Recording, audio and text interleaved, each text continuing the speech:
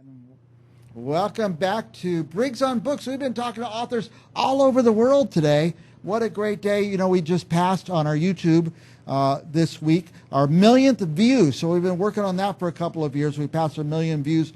You go to our YouTube, it's just Central Valley Talk, YouTube Central Valley Talk, and you'll see dozens and dozens of interviews with authors, artists, and other interesting people. A couple of weeks ago, we had an author on our show who had a book. In fact, here's the cover, East of Ivan. And this guy was just fascinating guy. So I said, we're going to have him back. And welcome back, Ivan. Jenson, you actually have a new book out now. Is that right? Yeah, I've got a new book called, well, it's great to be here, Mike. I've got a great new book out called The Tigress, and it's a psychological thriller. And I think it's going to really entertain people. It's very chilling, and it has multiple twists at the end. By the way, here's the cover for our viewers. Intriguing cover. The cover art is spectacular, Ivan. Did you do that or have something to do with it, I'm sure? I allowed my publisher, Introverted Soul Collective Press, they designed the cover, and they said, boom, here it is. I hope you love it. And I did. I think it captures the story. By the way, I don't think you're the first author who's been on our show today with that publisher. We had another author just a couple of hours ago, Introverted Soul Collective. Yes. What do you want to tell us about this new book? Well, this is a book. It's about a woman. I write psychological thrillers. I've done a couple of them now about women. I'm fascinated by women. I had many sisters. I used to look through Cosmopolitan magazine as a teen. And so this delves into Wendy Shaw, who was, as she says, unleashed from a mental institution in New York City.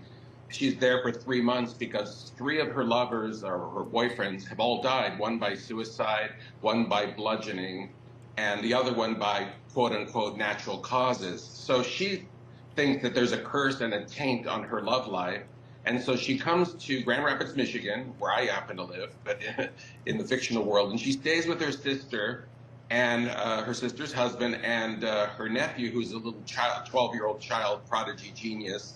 And she tries to recover. And then when her sister sets her up on a blind date with a home contracting guy to see if she can pick up the pieces and try to love again, instead this triggers a turn of events that will really fascinate and thrill the readers, I believe. Yeah, and the Tigress. Yeah, and the protagonist, she was like upscale. She ran some kind of club or fancy club in New York. Yeah, she's 35 years old, Wendy Shaw, and she's a club promoter. And so she's been in the nightlife of New York City, living from midnight onward, mostly at night. Of course, I know all about the nightlife because I used to have events for my art at all the major nightclubs in New York City. So I know the nightlife and nightclub situation intimately. So she's a nightclub promoter. So of course, when she comes to a sleepy town, Michigan, she doesn't know what to make of it, but she brings with her all her karma.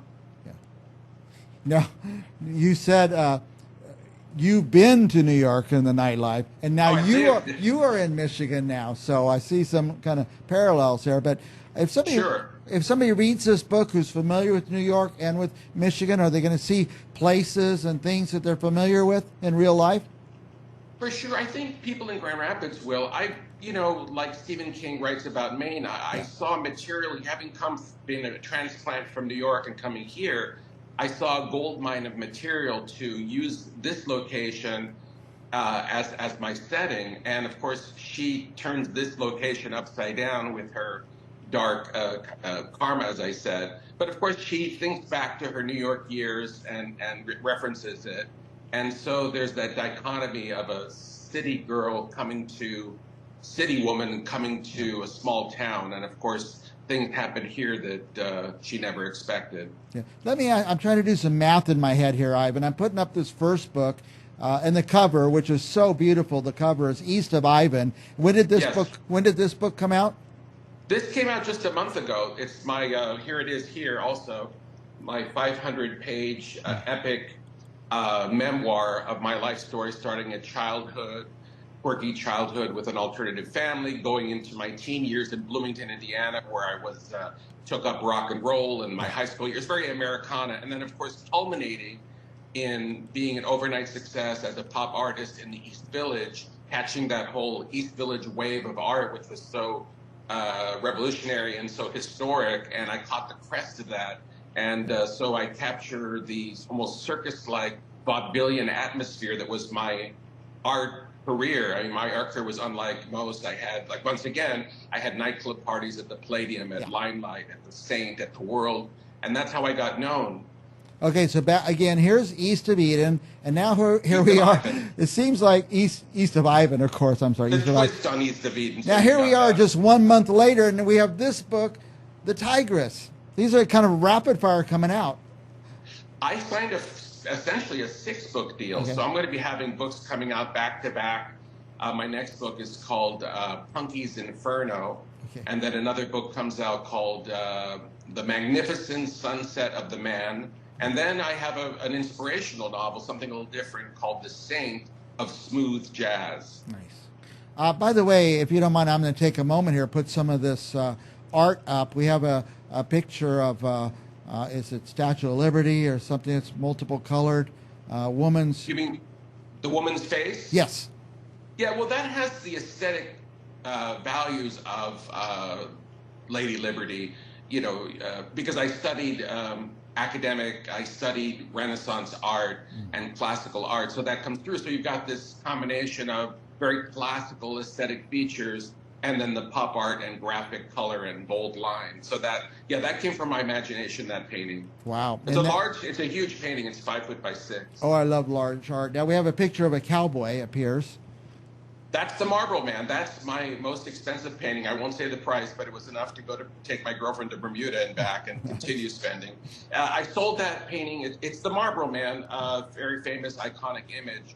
And I sold that to Philip Morris, and that's in their permanent corporate collection. Nice. And finally, we have absolute Jenson.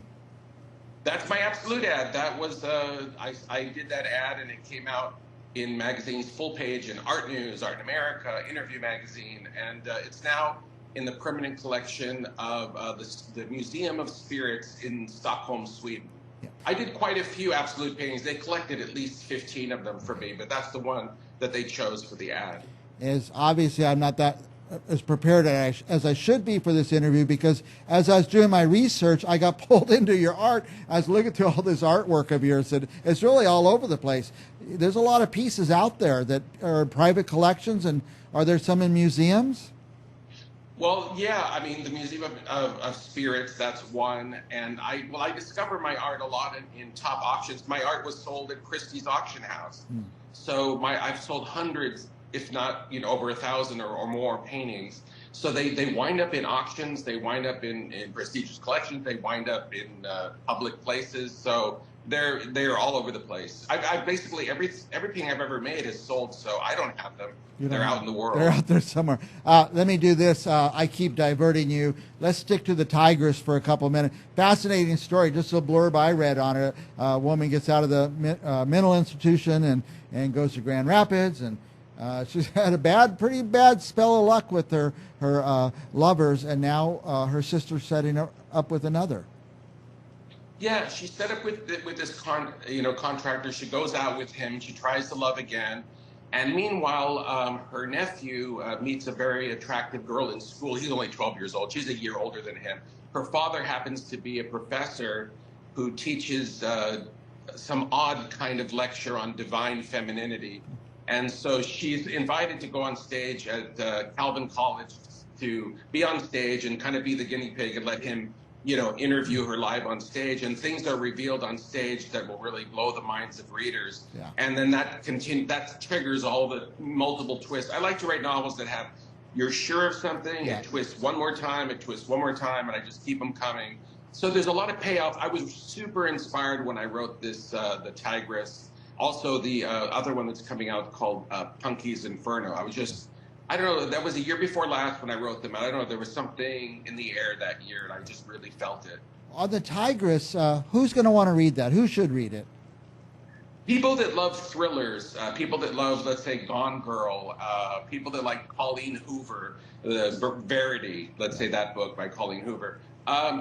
Women are going to love it. I write female-centric psychological thrillers, and it's been listed as chick lit, and So I think I'm very skilled at falling into the mind of women that aren't necessarily heroes. You know, we don't know what they are, but you love them. You know, and so I started writing these kinds of novels a few years ago, and this is kind of what has been a breakthrough for me. So I think readers of thrillers and psychological thrillers are going to really love this. Well, and I understand you're going to be on a roll. We're going to see book after book for a while.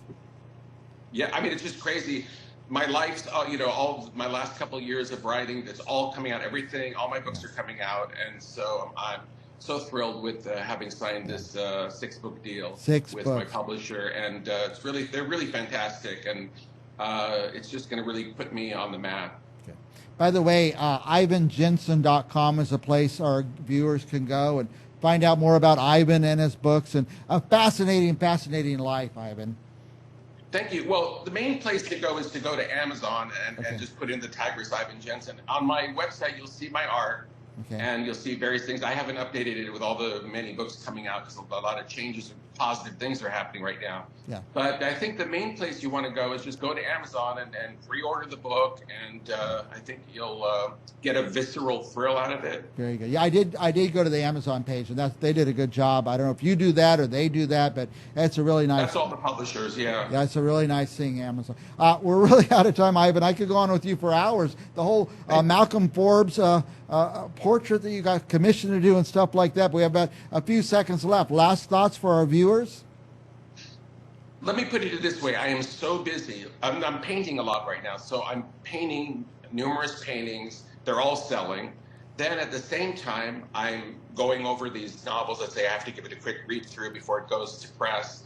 So I'm juggling 2 careers. It's really wild. I've never seen anything like it. Everything that I paint sells, and everything I write gets published. So something good is happening. There's definitely a buzz. Yeah, we call it raw talent, and that's what you have, Ivan. So, thank you. Appreciate it. Before I read anything, I'm going to read East of Ivan. I'm going to get that right away, and then I'll move on to the Tigress after that. But thank you for you honor us by coming on our show, Ivan. I really appreciate it. Thank you, Mike. It's been always great to be here. And we'll talk to you in a month or so. All right, with the next book. Yeah, we'll be back with more Briggs on Books. Our guest is Ivan Jenson. What a fascinating man. Thank you, Ivan. We'll be back. Thank you.